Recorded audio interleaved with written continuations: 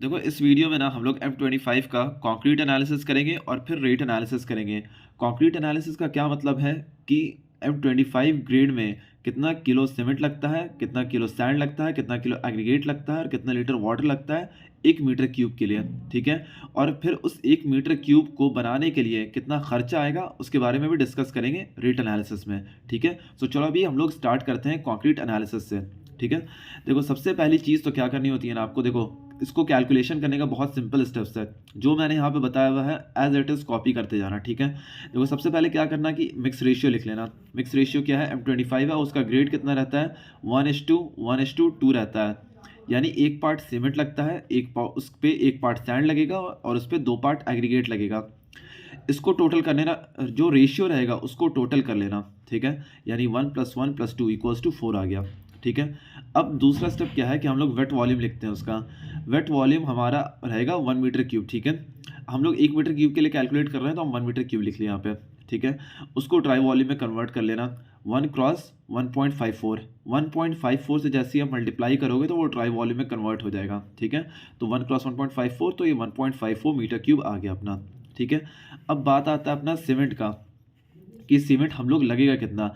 अब ये देखो यहाँ से मेन प्रोसेस स्टार्ट हो गया अपना, ठीक है? अब क्या करना है कि जो 1 देखो ये 1 कहाँ से लाया मैंने, ये 1 जो हमारा 1 पार्ट जो सीमेंट लग रहा था ये वहीं का है, ठीक है? तो ये हो गया हमारा 1 पार्ट सीमेंट। 1.54 कहाँ से आया, तो ड्राई वॉल्यूम था 1.54, वो ड्राई वॉल्यूम लिख दिया, ठीक है? फिर डिवाइडेड बाई 4 कहाँ से लाया मैंने, तो डिवाइडेड बाई 4 जो इसका टोटल सम था वो डिवाइडेड बाई 4 लिख दिया, ठीक है? तो ये 1 क्रॉस 1.54 डिवाइडेड बाई 4, जब आप इसको इक्वल करोगे तो 0.385 मीटर क्यूब आ जाएगा अपना, ठीक है?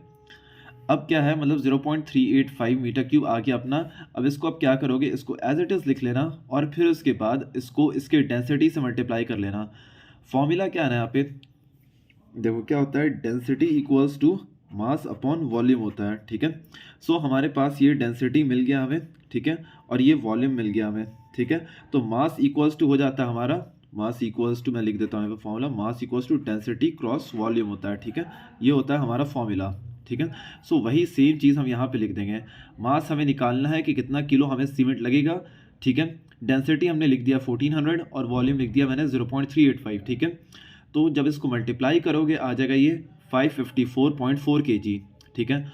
अब देखो ये तो किलो में आया है हमारा, इस तरीके से तो बैग आता नहीं है, सीमेंट का बैग आता है 50 किलो का, तो डिवाइड कर देंगे 50 से, इसको आ जाएगा हमारा 11.088, मतलब 11 बैग लगेगा, ठीक है? तो हाँ ये क्लियर हो गया कि हमारा 11 बैग सीमेंट लगेगा, ठीक है? अब देखो उसी तरीके से हमें क्या करना है कि हमें सैंड का भी रेशियो निकाल लेना है। सैंड क्या था, 1 पार्ट था, ठीक है? 1.54 उसका वेट वॉल्यूम, उसका ड्राई वॉल्यूम हो गया, डिवाइडेड बाई 4 जो उसका टोटल सम था रेशियो का, ठीक है? वो आ गया 0.385 metre cube as it is. अब 0.385 को वही मल्टीप्लाई कर देंगे हम लोग डेंसिटी से। सैंड का हम लोग यहाँ पे डेंसिटी मान के चल रहे हैं कि 1602 किलोग्राम रहेगा, ठीक है? मास मल्टीप्लाई कर दोगे 616.77 किलोग्राम आ जाएगा, ठीक है? अब वही सेम तरीका है एग्रीगेट के लिए। देखो एग्रीगेट के लिए हम लोगों ने क्या लिखा था यहाँ पे, एग्रीगेट के लिए हम लोगों ने लिखा था कि 2 पार्ट लगेगा एग्रीगेट, तो वही चीज़ हम लोगों ने यहाँ पे लिखा, 2 पार्ट लगेगा एग्रीगेट, यानी 2 पार्ट यहाँ पे दिखा दिया मैंने। फिर उसके बाद 1.54 जो उसका ड्राई वॉल्यूम था, फिर डिवाइडेड बाई 4 जो रेशियो का सम था, उसके बाद आ जाएगा कैलकुलेशन पे 0.77 मीटर क्यूब, ठीक है? ये हो गया हमारा वॉल्यूम। अब मैंने बताया ही कि मास बराबर होता है डेंसिटी क्रॉस वॉल्यूम, ठीक है?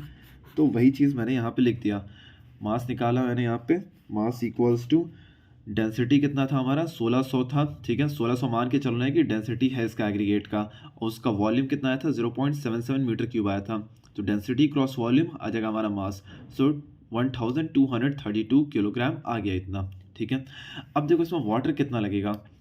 वाटर का एक सिंपल सा फॉर्मूला होता है कि भाई M25 ग्रेड में क्या रहता है ना कि M25 ग्रेड के लिए IS कोड बताता है कि 0.55 से मल्टीप्लाई कर लीजिए, ठीक है? तो 0.55 से आप मल्टीप्लाई कर लोगे जितना भी किलो सीमेंट आया होगा, ठीक है? सीमेंट जितना भी किलो आया होगा उसको 0.55 से मल्टीप्लाई कर लो, जो आएगा एज इट इज़ उतना लीटर पानी मिला देना है। तो मल्टीप्लाई करने पे आया 304.921 लीटर, तो मतलब मान के चलो कि 305 लीटर हो गया। तो मतलब एक बैग, अगर मान लो आप क्या 11 बैग का, ठीक है? यहाँ पे अपना कितना निकला था, सीमेंट अपना निकला था ना कि 11 बैग हमें यूज़ करना है, तो 11 बैग जब 11 बैग सीमेंट का माल बनाओगे आप, तो उस टाइम पे आपको 305 लीटर पानी डालना होगा उसमें, ठीक है। ये था अपना टोटल कंक्रीट एनालिसिस। अब देखो इसका जो कॉस्ट एनालिसिस करना होगा, तो सबसे पहले हम लोग सीमेंट का करते हैं। सीमेंट का क्या था, हमारा 11 बैग निकल गया था। और देखो ओपीसी 43 ग्रेड का मैंने ये रेट लिया है, ठीक है। ओपीसी 43 बहुत ज़्यादा ही वाइडली यूज़ होता है ऑल ओवर इंडिया, ठीक है। हर जगह कंस्ट्रक्शन में ओपीसी 43 ग्रेड यूज़ होता है। तो मैंने 330 रुपये उसका पकड़ के चला हूँ। ये रेट देखो वैरी कर सकता है state by state. State by state ये रेट जो होता है सीमेंट बैग का वो वैरी करता है। उसी तरीके से सैंड का भी और एग्रीगेट का भी, ठीक है। इनका रेट जो होता है सबका वैरी करता है स्टेट बाई स्टेट, ठीक है। मल्टीप्लाई कर दोगे इसको तो आ जाएगा 3630 रुपये, ठीक है। अब जब सैंड की बात आती है, देखो सैंड टन से आता है, ठीक है। वहाँ मैंने निकाला था केजीज़ में। यहाँ देखो सैंड मैंने जो निकाला था, ये निकाला था 616.77 केजी। जब इसको टन्स में कन्वर्ट करोगे तो 0.617 टन ले लिया मैंने, ठीक है, एक अप्रॉक्स वैल्यू। अब इसका रेट आता है 1440 रुपये पर टन आता है, ठीक है। इसका भी रेट वैरी करेगा। मल्टीप्लाई करोगे इसको करीब करीब आ जाएगा 890 रुपये, ठीक है। तो 890 रुपये के करीब करीब हो गया ये, ठीक है। एग्रीगेट देखो अपना कितना निकला था, एग्रीगेट निकला था 1232 केजी। एग्रीगेट निकाला था मैंने 1232 केजी। तो जब इसको टन में कन्वर्ट करोगे तो ये आ जाएगा 1.232 टन आ जाएगा, ठीक है। एक टन का वैल्यू है हमारे स्टेट में 1560 रुपये।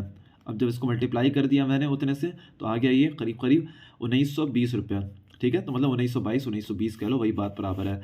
अब इसको टोटल कर दोगे आ जाएगा 6440 रुपये, यानी 6450 रुपये। आप समझ के चलो कि अप्रॉक्सीमेट आपको कॉस्ट पड़ेगा सिर्फ मटेरियल का।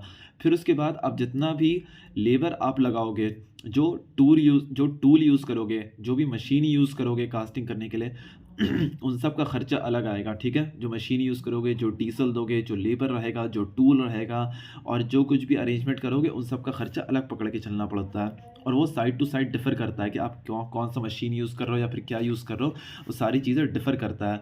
आप आरएमसी यूज़ कर रहे हो या फिर नॉर्मल छोटा सा जो मिक्सर आता है वो यूज़ कर रहे हो, वो सब चीज़ों पर डिफ़र करता है, ठीक है। सो उम्मीद करता हूँ कि आप लोग इस वीडियो से क्लियर समझ गए होंगे कि कैसे अपना कंक्रीट का पूरा एनालिसिस करते हैं, और फिर उसके साथ साथ उसका रेट एनालिसिस कैसे करते हैं। और आपको दिखाई है कि यहाँ पे ये बहुत सिंपल प्रोसीजर है, ठीक है। तो चलो मेरे वीडियो को लाइक कर दो, इसको ज़रूर से शेयर कर दो, और मेरे चैनल को सब्सक्राइब कर लो। चलो अगले वीडियो मिलते हैं, तब तक के लिए थैंक यू।